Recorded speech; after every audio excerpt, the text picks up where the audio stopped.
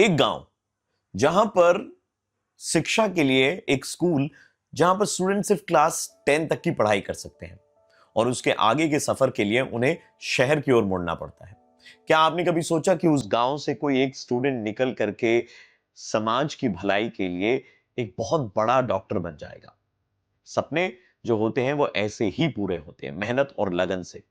और उसी सपने और उसी मेहनत की एक परिभाषा आज हमारे साथ में है। None other than Rajshekhar Santra, an alumni member of GP Birla Scholarship Program. In fact, Dr. Rajshekhar Santra, a very, very warm welcome to you. Thank you so much for inviting me in such a platform. তো রাজশেখর, প্রথমেই জানতে চাইবো আমাদের দর্শকদের জন্য যে তুমি তোমার জীবনে এই মুহূর্তে কোথায় আছো এবং কি করছো? আমি এখন এমডি মেডিসিন করছি ক্যালকাটা ন্যাশনাল মেডিকেল কলেজ কলকাতাতেই।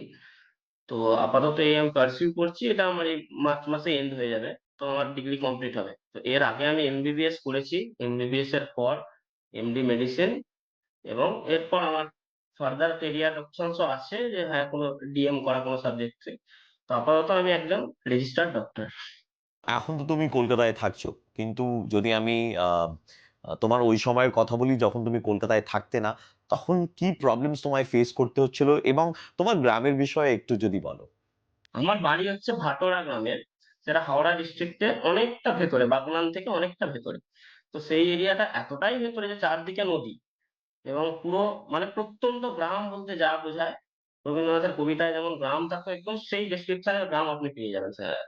কিন্তু সেটা শুনতে যতটা ভালো, প্র্যাকটিক্যালি সেটা ফেস করা ততটা ডিফিকাল্ট। কেননা সেখানে না কোনো স্কুল ভালো আছে, না কোনো হসপিটাল ভালো আছে, কোনো ফেসিলিটি ভালো নেই, যেগুলো কলকাতায় ধরুন পাওয়া যায়। এবার সবই ঠিক ছিল up to 11, up to class 10 অব্দি সেখানে পড়াশোনারও সিস্টেম আছে, সবই আছে। কিন্তু হার্ডেল এলো আমার কখন, যখন ক্লাস 10 কমপ্লিট করার পর ফার্দার স্টাডিজ এর জন্য আমি যাই।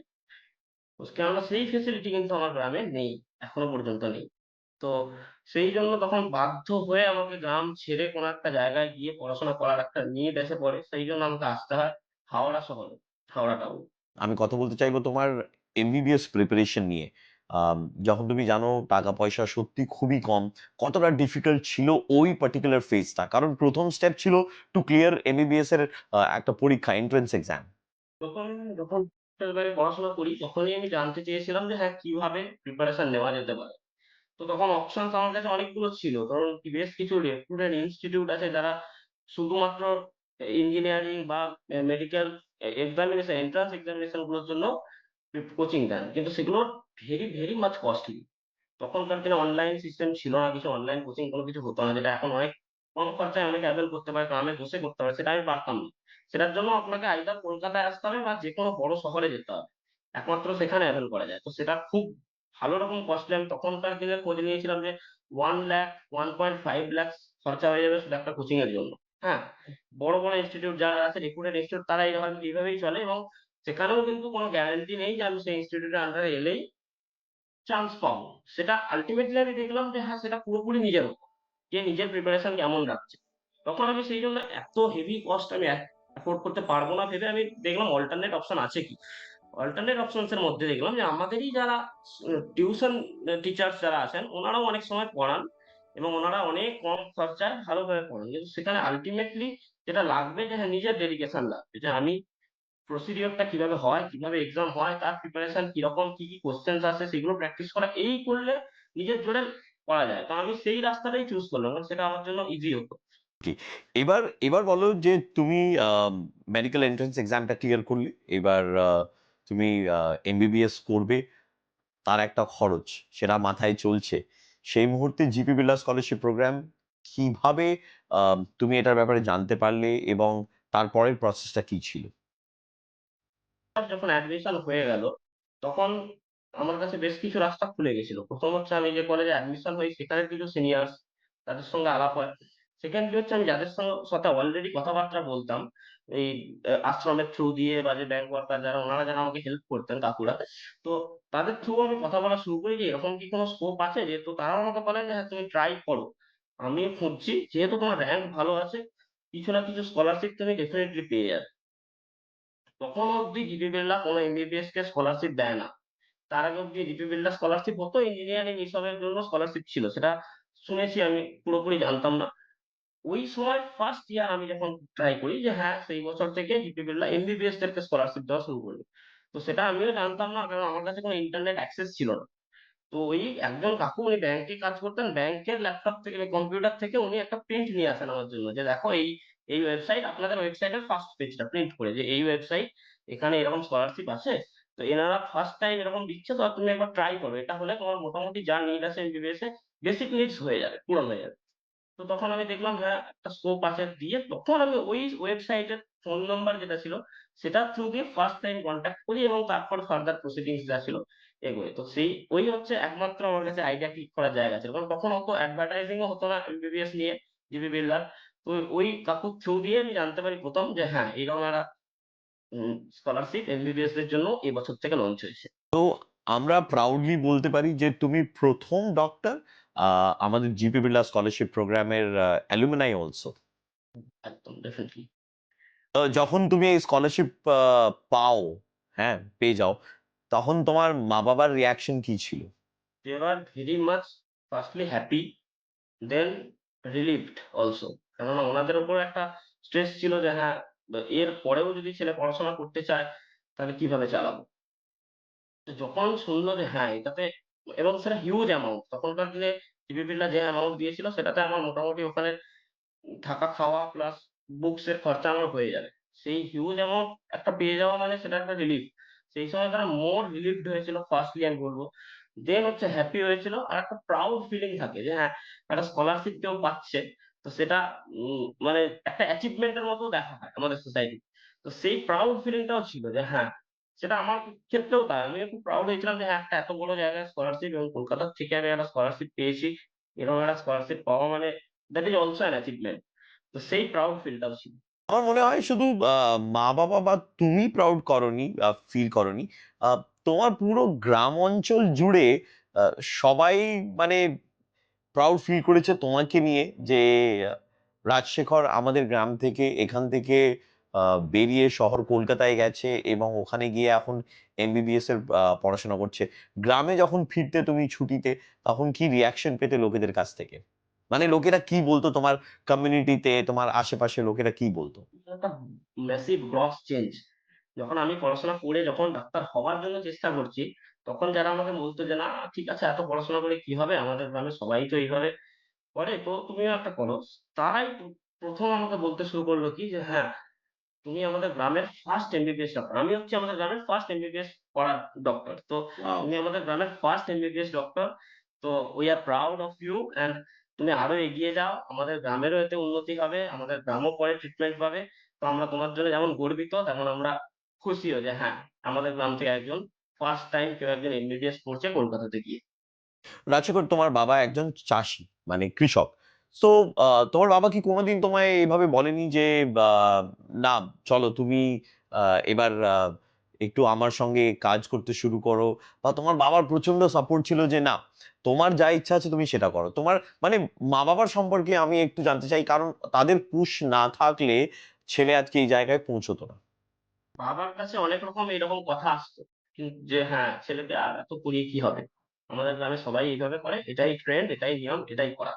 কিন্তু বাবা মোটামুটি ডিটারমাইন্ড ছিল বলতে পারেন যে হ্যাঁ, না, আমি অন্য আর কোন দিকে যাব না। যেখানে একটা হোপ আছে যে হ্যাঁ, হওয়ার একটা স্কোপ রয়েছে, একটা চান্স আছে, ট্রাই করলে হতে পারে। সেই হোপটা আমি ছাড়বো না। আমি আগে সেখানে একটা ট্রাই দেবো।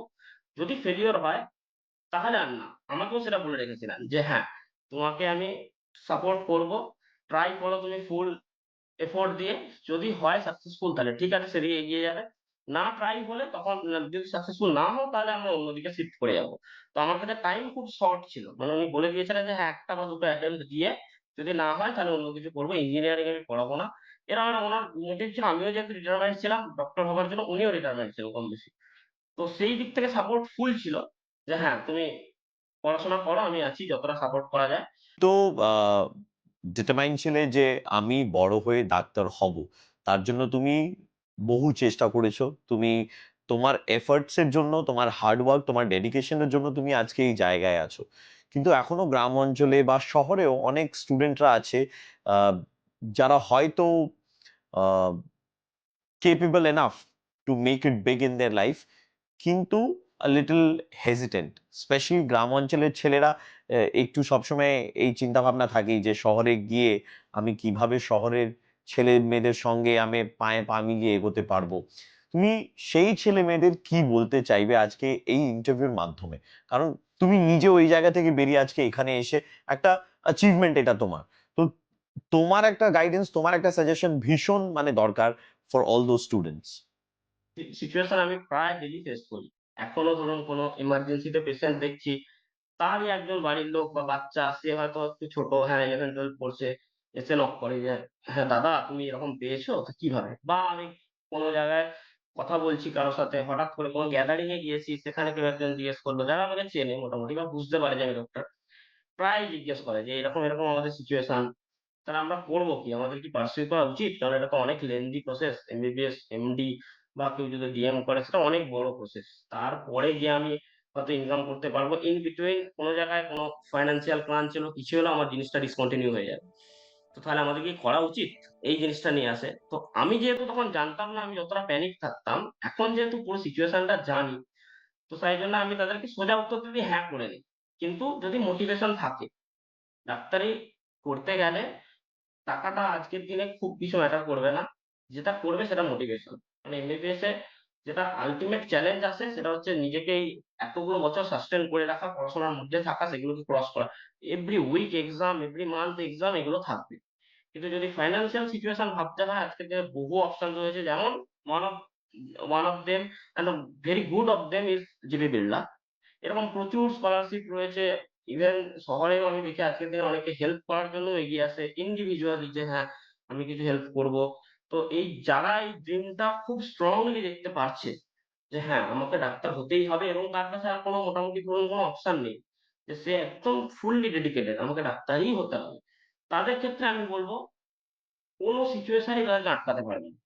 কোনো ফাইন্যান্সিয়াল সিচুয়েশন হোক, অন্য কোনো কিছু আটকাতে পারবে না, যতক্ষণ এরকম স্কলারশিপ বা এরকম গুড উইলিং হিউম্যান বিইংস রা আছে, যারা প্রচুর আছে। আমি আজকের দিনে যেমন এখন আমি প্রচুর জনের সঙ্গে আলাপ হয়েছে, তারা অনেকেই এরকমভাবে হেল্প করে, এরকম স্কলারশিপ ইনস্টিটিউশনস রয়েছে। আমার পরেও বেশ কিছু জুনিয়র এমবিবিএস এ এসে অ্যাডমিট হয়েছে, তাদেরকেও আমি কথা বলে জিবি বিড়লার জন্য অ্যাপ্রোচ করে, মানে সাজেস্ট করেছি। তারা গিয়ে জিবি বিড়লা অ্যাপ্রোচ করে সেটা অ্যাভেইল করেছে। তারাও আজকে ওয়েল এস্টাবলিশড ডক্টর। এরকম আছে। তো যেহেতু আমি দেখেছি সিচুয়েশন নিজের চোখে, অনেক ছেলেগুলোকে এস্টাবলিশড হতেও দেখেছি, আমারই জুনিয়রদেরকে। তো আমি তাদেরকে ফুল কনফিডেন্টলি বলতে পারি যে হ্যাঁ, ইউ শুড ট্রাই।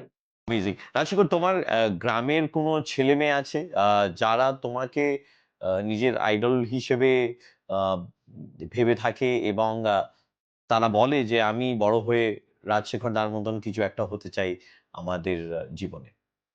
আমার গ্রামে আরেকজন এই মুহূর্তে বলতে গেলে এমবিবিএস এখন করছে। তো সেও আমারই বলতে পারেন একদম চেনা পরিচিত। গ্রামের সবাই সবাইকে কম বেশি চেনে, খেলাধুলা এগুলো সূত্রে। তো একদম খুবই ক্লোজ, চেনা পরিচিত। তো সেও পরে আমার সঙ্গে, সে অ্যাকচুয়ালি বেশ কয়েকবার ট্রাই দিয়ে তারপর এমবিবিএস পায়। কিন্তু সে আমাকে দেখে ডিটারমাইন্ড ছিল যে হ্যাঁ, আমাকে এমবিবিএস করতে হবে। তার ফ্যামিলি কন্ডিশনও সেরকম দেখতে গেলে অত বেশি না। ফাইন্যান্সিয়ালি তারাও পুয়ার বলতে পারে। কেননা ওই চাষবাস করেই তাদেরও ইনকাম। তো সেও খুব বেশি ডিটারমাইন্ড ছিল। সে পরে চান্স পায় মেদিনীপুর মেডিকেল কলেজে। তো এখনো সে এমবিবিএসই কমপ্লিট করছে। পার্সিউ করছে এমবিবিএস এখনো। তো এইরকম আছে। এক্সাম্পল তো আছে। কারণ আমি যে স্কুলে পড়তাম, সবাই একই ওই স্কুলেই পড়ে পড়েছে। তো আমার টিচাররাও সবাই জানেন। তো সবাই আমার গল্প শোনে টিচারদের কাছে যে হ্যাঁ, এরকম আছে একজন যে কলকাতায় গিয়ে এরকম তোমাদেরই সিনিয়র আছে। তো তোমরাও ট্রাই করো, তোমরাও পারবে। তো এই জিনিস আমিও কিছু সময় গেলে স্কুলে গিয়ে কথাবার্তা বলে আসতে পারি। অনেক ছোট, ছোট ছেলেদের, তারা এখন আমার থেকে বয়সে অনেকই ছোট। তাদের সাথে কথাবার্তা হলে টুকটাক তখন আমিও বলি যে, "হ্যাঁ, এইভাবে করতে হয়।" মোটামুটি গল্প করে আসার মতো। তো সেটা দেখে অনেকে ইন্সপায়ার্ড হয়, সেটা আমি জানি ভালোভাবে ডেফিনিটলি। Truly inspirational story. একটা গ্রাম থেকে শহর কলকাতায় আসা এবং ডাক্তারি পড়া এবং আজকে মানুষের সেবা করা, এটা একটা বিরাট বড় অ্যাচিভমেন্ট। এবং তোমার গল্পটা is an inspiration to all the students শুধু তোমার গ্রামে নয়, যারা এই ইন্টারভিউটা দেখবে তাদের জন্য you are an inspiration. Thank you so much Rajshekhar. We at GP Birla Scholarship Program are very, very proud of your achievement and your contribution to the society is immense. এবং তুমি হচ্ছে প্রথম ডাক্তার তোমাদের গ্রামের।